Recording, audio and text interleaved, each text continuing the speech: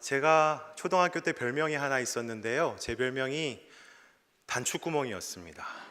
네. 아마도 제 눈을 겨냥한 별명이었겠죠. 손톱 자국도 있었습니다, 별명이. 그 정도는 아닌데 왜 제 친구들은 그렇게 이름 지었는지 모르겠습니다. 저희 부모님 시절만 해도 제가 태어날 시절만 해도 아들이 참 귀했던 시절이었습니다. 그래서 집안의 맏며느리셨던 저희 어머니께서 하나님께 그렇게 기도하셨답니다. 하나님, 못생겨도 좋으니까 달고만 나오게 해주세요. 이렇게 기도하셨답니다. 왜 웃으십니까? 어머니께서 지금도 자랑스럽게 그때 하나님께서 기도한 대로 응답해 주셨다고 자랑을 하십니다. 이것을 그냥 초등학교 때는 웃어 넘겼는데요. 사춘기 외모에 항상 늘 관심이 있었던 사춘기 때가 되니까 이것이 굉장히 저에게 스트레스였습니다. 작은 눈이 저에게 참 스트레스였어요. 저도 좀 눈이 크고 쌍꺼풀도 있고 부리부리한 그런 눈이었으면 좋겠다라는 생각이 들었죠. 그런데요, 한창 이렇게 컴플렉스에 시달리고 어떤 우울한 감정을 경험하고 이러다가 어느 순간에 이런 생각이 스쳐 지나가는 것을 알게 됐습니다. 작은 것일수록 값비싸다. 작은 것일수록 만들 때에 손이 많이 간다. 아멘이 나왔습니다. 우스갯소리일 수도 있는데요, 그 메시지가 저에게는 참 위로가 되었습니다. 그 뒤로 제 눈은 달라진 게 없는데 제 눈을 바라보는 저의 시선은 바뀌게 되었습니다. 예쁘게 보였고 또 아름답게 보였습니다. 작디 작은 제 눈 그대로였지만 내 시선은 그 안에서 아름다움을 발견할 수 있게 바뀌게 된 것이죠. 이처럼 보통 사람 눈에는 형편없어 보이고 아무것도 아닌 것처럼 보이고 저게 뭐야? 지극히 평범해 보이는 것 속에서 아름다움을 발견해낼 수 있는 사람, 그것에 아주 능통한 사람을 우리는 예술가라고 부릅니다. 도예가들은 그냥 평범해 보이는 흙 속에서 아름다운 도자기를 상상해내서 그것을 빚기 시작하죠. 또 우리 눈에는 지극히 평범하고 볼품없는 돌덩어리인데 조각가들은 그것을 가져다가 멋진 조각품을 만들어냅니다. 예술가는 이처럼 형편없어 보이는 것, 볼품없어 보이는 것에서도 아름다운 것을 보고 발견해낼 수 있는 사람입니다. 두 팔이 없어도 아름답다고 얘기하고 두 눈이 없어도 그 안에서 참 아름다움을 발견할 수 있는 자들이 바로 예술가지요. 그러나 여러분, 무엇보다도 예술가 중에 예술가는 누구십니까? 하나님이십니다. 예술가 중에 예술가는 바로 하나님이십니다. 어둠에 덮여 있었고 흑암 가운데 빠져 있었던 그 하늘을 보고 그곳에서 한 줄기 빛을 상상해 내신 분이 누구십니까? 바로 하나님이십니다. 미술가이신 하나님은 백색 한 줄기 빛 속에서 수천 가지의 색깔을 뽑아내시더니 그것을 온 세상에 채색해 버리십니다. 또 하나님 어떤 분이십니까? 빈 하늘, 공허한 하늘 속에 해와 달과 별을 상상해 내셨던 분이셨습니다. 설치 예술가셨던 하나님은 하늘에 해와 달과 별을 지으시고는 일정한 규칙을 만드셔서 낮과 밤으로 계속해서 움직일 수 있게 만드셨습니다. 또 하나님은 어떤 분이셨습니까? 적막하고 고요한 땅 가운데 새소리와 귀뚜라미 소리와 파도 소리와 바다 소리를 상상해 내시고는 그것을 만드셨던 음악가 중에 음악가셨습니다. 또 어떠십니까? 예수님께서 십자가의 그 길, 고난과 고통의 길, 완전 무력한 그 길을 걸으실 때에 그 마지막에는 부활과 생명의 길이 있다라고 그 모든 이야기를 뒤바꿔 놓으신 드라마 극작가가 바로 하나님이셨습니다. 이 밖에도 성경은 하나님께서 우리에게 얼마나 놀라운 하나님께서 예술가인지를 우리에게 보여주고 있지요. 여러분, 이처럼 하나님께서 예술가 중에 예술가요, 예술가 하나님이시라면 우리는 그분의 형상대로 지음받은 사람들이지 않습니까? 우리 또한 예술가입니다. 여러분 옆 사람에게 그렇게 인사했으면 좋겠습니다. 당신은 예술가입니다.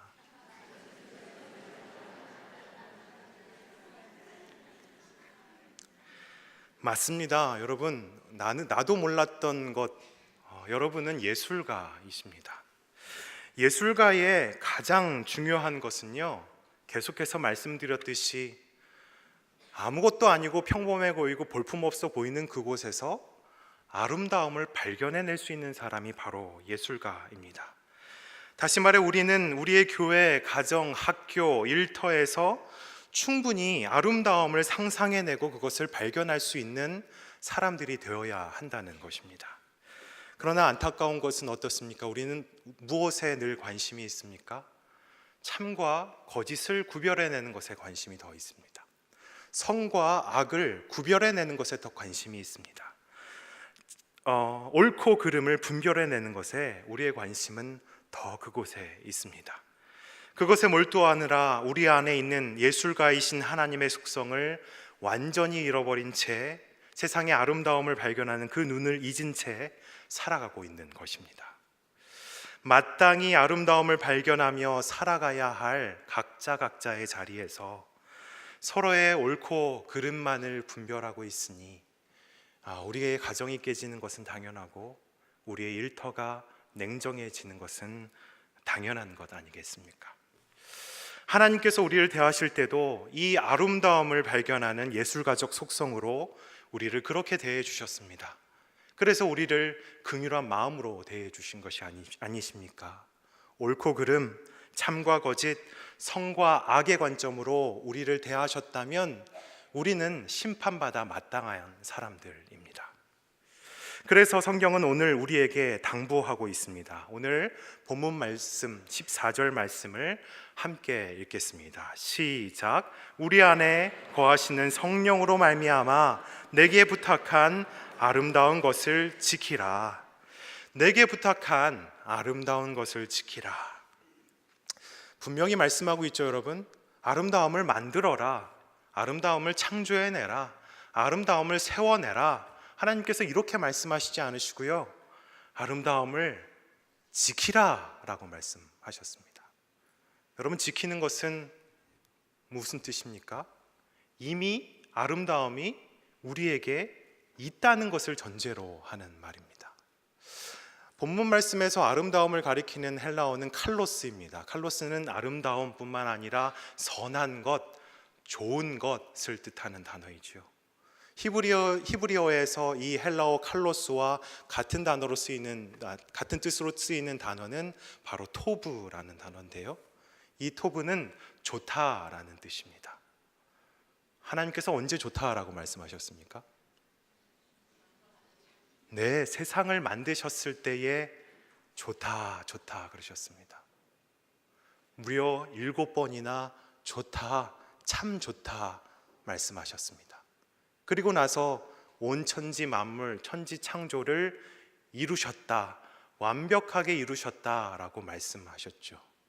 그렇다면 좋은 것, 선한 것, 아름다운 것은 이미 이 땅 가운데 우리 안에 이미 존재하고 있는 것입니다. 그래서 하나님께서 오늘 우리에게 이미 너희에게 주어진, 너희 안에 심겨진 그 아름다움을 지켜라. 이제 지키기만 하면 된다라고 말씀하고 계시는 겁니다.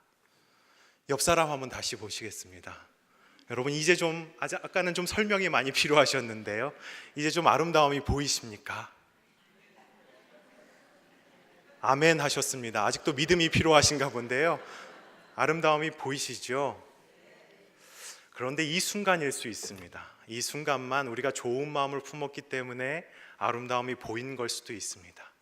이 땅에는 수많은 기준과 가치들이 많기 때문에 그 아름다움을 늘 발견하기란 참 쉬운 일이 아닙니다. 그래서 성경은 오늘 이렇게 말씀합니다. 우리 14절 말씀을 다시 한 번 더 읽어보겠습니다. 시작.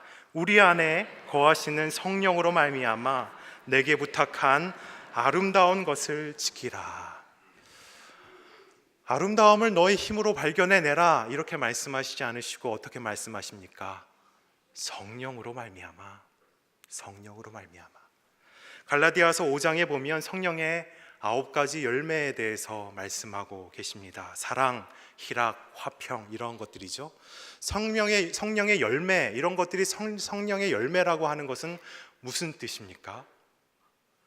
성령과 함께, 성령님과 함께 이 과정을 거쳐내야, 통과해야 얻을 수 있는 것이 바로 이 9가지 열매들이다 라는 말씀을 하고 계신 겁니다. 오늘 본문에서의 아름다움도 마찬가지입니다. 하나님께서, 성령 하나님께서 우리와 함께 동행해 주시고 이 과정을 거쳐 주셔야 그 아름다움을 발견할 수 있다라고 본문은 우리에게 말씀해 주고 있는 것입니다. 사랑하는 성도 여러분, 우리는 하나님의 형상을 닮은 예술가들입니다. 하나님은 예술가이듯이 우리도 이 땅의 예술가이지요. 하나님의 형상을 닮은 예술가로서 또한 성령님과 동행함으로 이후에 우리의 삶이 참 아름다움, 이미 우리에게 완전히 주어진 아름다움을 발견해 나가시는 신앙의 여정들 다 되시기를 예수 그리스도의 이름으로 축원합니다. 오늘은 특별히 예술가이신 하나님의 형상대로 지음받은 우리 예술가들이 예술작품 명화를 감상하는 시간을 갖겠습니다. 그림의 내용은 여러분도 이미 알고 있다시피 예수님께서 걸으신 십자가의 길을 14개의 장면으로 나눠 놓은 그림입니다. 십자가의 길은 어떤 길입니까? 고난, 슬픔, 아픔, 고통의 길이 바로 그 길이지요. 이 길을 걷는 예수님조차도 완전히 무력하신, 그냥 끌려가셨어야만 하는 그런 길, 무력하신 예수님을 드러내고 있는 것이 바로 이 십자가의 길의 모습입니다. 그러나 성경은 곳곳에서 우리에게 말씀하고 있습니다. 바로 이때다. 바로 이때를 위함이다. 바로 이때가 가장 무엇보다 아름다운 때다라고 말씀하고 있습니다. 우리도 오늘 예수님의 그때를 참 아름다운 때로 다시 바라보는 은혜가 있으시기를 우리 주 예수 그리스도의 이름으로 축원합니다. 기도하시겠습니다.